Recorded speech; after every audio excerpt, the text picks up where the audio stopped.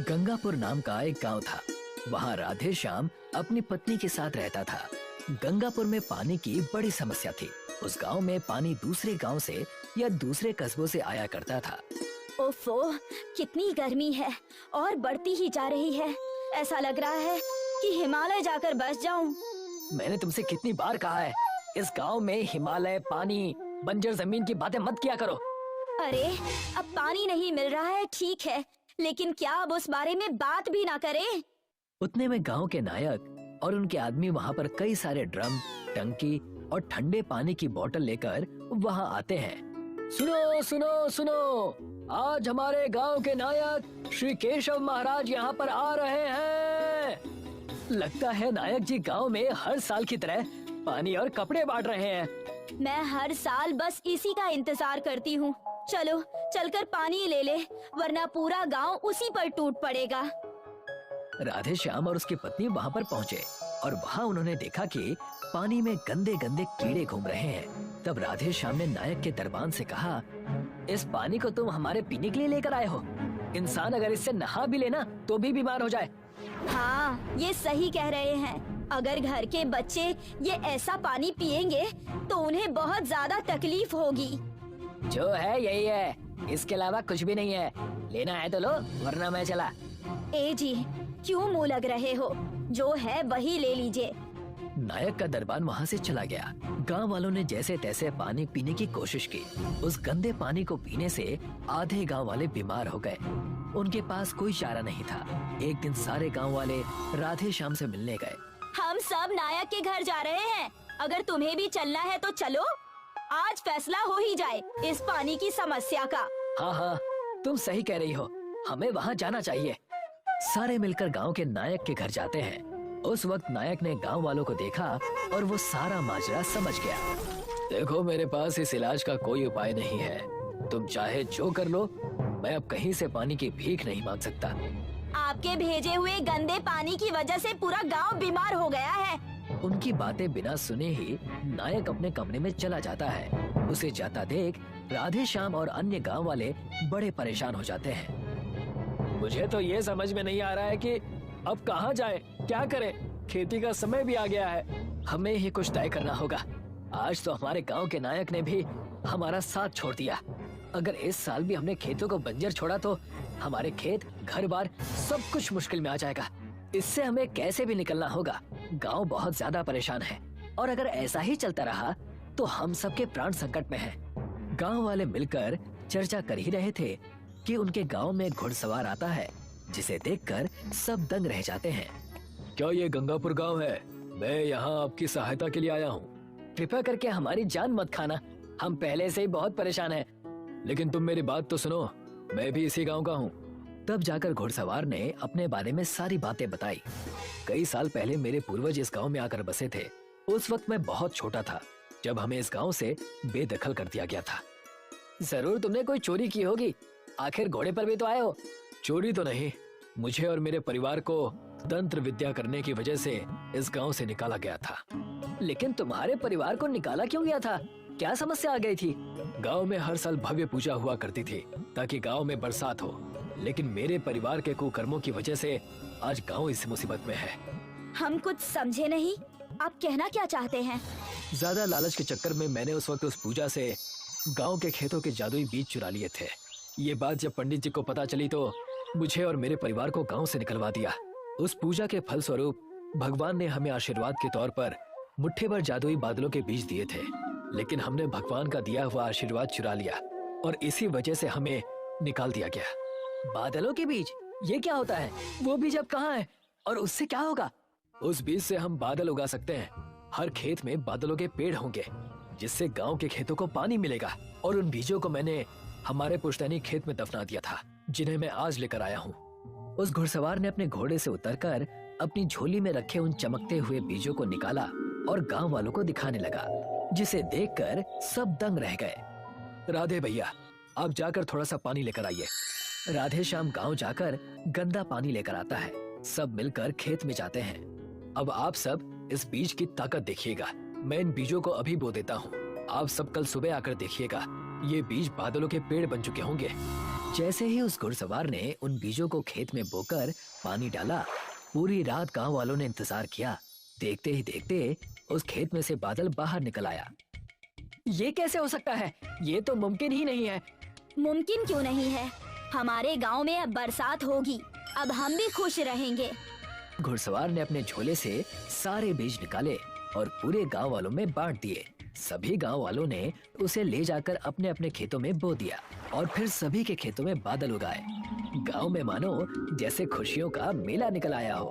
आज सबसे पहले मैं इन बादलों के पानी से नहाऊंगा। तब राधे श्याम ने कहा, वो सब तो ठीक है, लेकिन तुम अब तक हमारे गांव में क्यों नहीं आए? अगर तुम पहले ही आ जाते तो गांव में इतनी तकलीफें नहीं होती।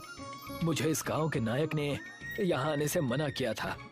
बस बस, अब हमसे झूठ मत बोलिए। नायक जी तो बड़े अच्छे हैं।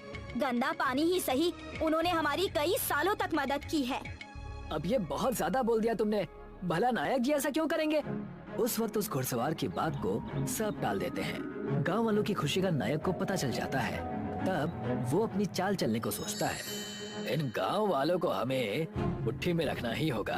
मैंने ये भी सुना है कि रघु फिर से गांव में आ गया है और गांव वालों को शक्ति बीज दे दी। जी मालिक, ये बात सच है। अब आपकी इज्जत कोई नहीं करेगा। उनके बादल उनके खेतों में जब रहेंगे तब ना। तुम जाकर सारे बादल चुरा लेना और हमारे घर के पीछे जो गौशाला है उसमें रखवा देना। याद रहे, ये काम तुम्हें सारे गांव वालों के सो जाने के बाद ही करना है। इससे क्या होगा मालिक? तो कहीं के तुम हमेशा ही ऐसे रहोगे क्या? बादल चुराने पर सारे गांव वाले हमारे कदमों में आ जाएंगे। नायक के नौकर ने सारे गांव वालों के खेतों से बादल चुरा लिए और नायक जी के घर के गौशाला में रखवा दिए। जब सुबह हुई तो सारे गांव वाले उन बादलों को ढूंढने लगे और घुड़सवार से पूछने लगे, जरूर तुमने ही हमारे बादल चुराए हैं। तुमने आते ही अपना रंग दिखा दिया ना। 4 दिन की चांदनी फिर अंधेरी रात। अगर तुम्हें बादल लेने ही थे तो हमें बादलों के बीज दिए ही क्यों? लेकिन मैं उन्हें क्यों चुराऊंगा? तुम सबको बहुत बड़ी गलतफहमी हो गई है। एक तो बादल चुराए और अब हम गांव वालों से जुबान लड़ा रहे हो। उतने में वहाँ पर नायक का नौकर भागते हुए आया। चलो चलो, नायक जी का घर पानी से डूब रहा है। नायक जी की जान खतरे में है। हम कुछ समझे नहीं, आखिर ऐसा कैसे हो गया? नायक जी ने अपने घर के पीछे गौशाला में तुम्हारे बादल चुरा कर रखवा लिए थे, जिस वजह से उनके घर में बादलों की बारिश से बाढ़ आ गई है। और वहाँ जाकर देखते हैं नायक उस बाढ़ में फंसा हुआ होता है। बचाओ, मुझे कोई बचाओ, वरना मैं यहीं खत्म हो जाऊंगा। मुझे तैरना नहीं आता। बचाओ, बचाओ।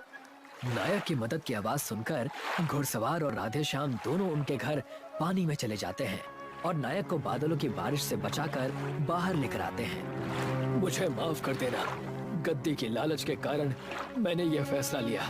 मुझे माफ कर देना। तुम्हें माफ तो कर देंगे हम। पहले इन बादलों को सब अपने अपने खेतों में रखवाओ, उसके बाद तुम्हारा फैसला होगा। सबने बादल वहाँ से अपने अपने खेतों में लगवा लिए। इस नायक को हमें इसी हालत में छोड़ देना चाहिए। उम्र भर ये इसी गांव में रहकर पछताएगा, तब मजा आएगा। नायक को उसकी बुरी हालत में छोड़कर सबने घुड़सवार को गांव का नया नायक घोषित कर दिया और खुशी खुशी उस गांव में रहने लगे। आनंदपुर गांव में लालाजी की अंगूरों की खेती थी, जो उनका नौकर बलदेव उसे संभाला करता था। लालाजी बीच बीच में खेत देखने आ जाया करते थे। क्यों बलदेव, सब कुछ कैसा चल रहा है? सब ठीक है लालाजी। मैंने कल ही फसल में कीटनाशक दवाई छिड़की है। और जो मैंने नए बीज लाए हैं वो कैसे हैं? बहुत अच्छे हैं। ये देखिए, उन बीजों से मोटे मोटे अंगूर उग रहे हैं। अच्छी बात है। मोटे अंगूरों का ज्यादा दाम मिलेगा हमें। जी लालाजी। लालाजी ने बलदेव को पगार पर रखा था। बलदेव एक बहुत अच्छा किसान था, पर उसके पास खुद की जमीन नहीं थी। वो लालाजी के खेतों पर किसानी करता था और इसके बदले लालाजी उसे हर महीने तनख्वाह देते थे। रोज शाम 6 बजे बलदेव अपने घर के लिए निकल जाया करता था। एक दिन की बात है, बलदेव खेत पहुंचा और उसने देखा कि कई सारे अंगूर की गुच्छे गायब थी। कल यहाँ ढेर सारे अंगूर के गुच्छे थे, अचानक कहाँ गायब हो गए? पता नहीं, लगता है मुझे ही कोई आभास हुआ होगा कि यहाँ अंगूर लगे थे। खैर, जाने दो। बलदेव ने इस बात पर इतना ध्यान नहीं दिया और रोज की तरह अपना काम करने लगा। रोज रात 7 बजे वो अपने घर के लिए निकल जाता। अगले दिन भी वही हुआ।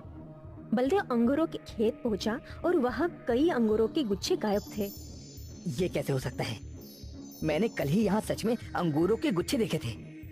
कुछ तो गड़बड़ है यहाँ पर। लगता है कोई मेरे अंगूरों को चोरी कर रहा है। अगर लाला जी को ये बात पता चल गई तो वो मुझे काम से निकाल देंगे। नहीं नहीं, मैं ऐसा नहीं होने दे सकता। मैं आज रात को उस चोर को कैसे भी पकड़ कर रहूंगा। बलदेव ने ठान ली कि रात को वो अंगूरों के चोर को पकड़ेगा। शाम के 7 बजे और बलदेव रोज की तरह अपने खेतों से निकल गया। पर इस बार वो अपने घर नहीं गया, बल्कि पास के एक बड़े पेड़ के पीछे छिप गया। बलदेव ने अपने साथ एक लाठी ले रखी थी। आज रात को उस चोर की चटनी बना दूंगा मैं। फिर वो कभी भी मेरे अंगूरों को चोरी करने के बारे में सोचेगा भी नहीं। बलदेव खेतों पर नजर लगाए बैठा था। आधी रात हो गई, लेकिन चोर अब तक आया नहीं था। अभी तक वो चोर क्यों नहीं आया? बलदेव परेशान था, पर फिर भी वो नजर रखकर बैठा था।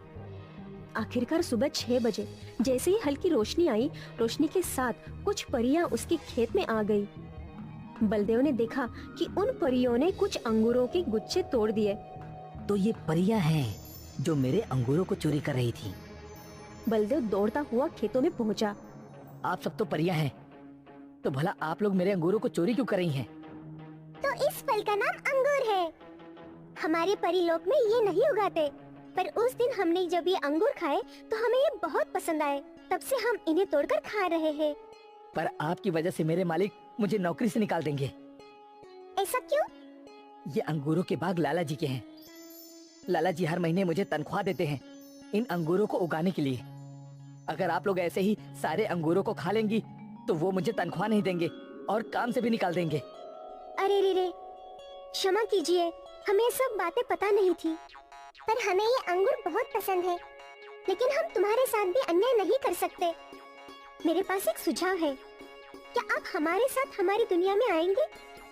आप हमें वहाँ अंगूर उगाना सिखा दीजिए और इसके बदले हम आपको ढेर सारे सोने के सिक्के दे देंगे। सोने के सिक्के?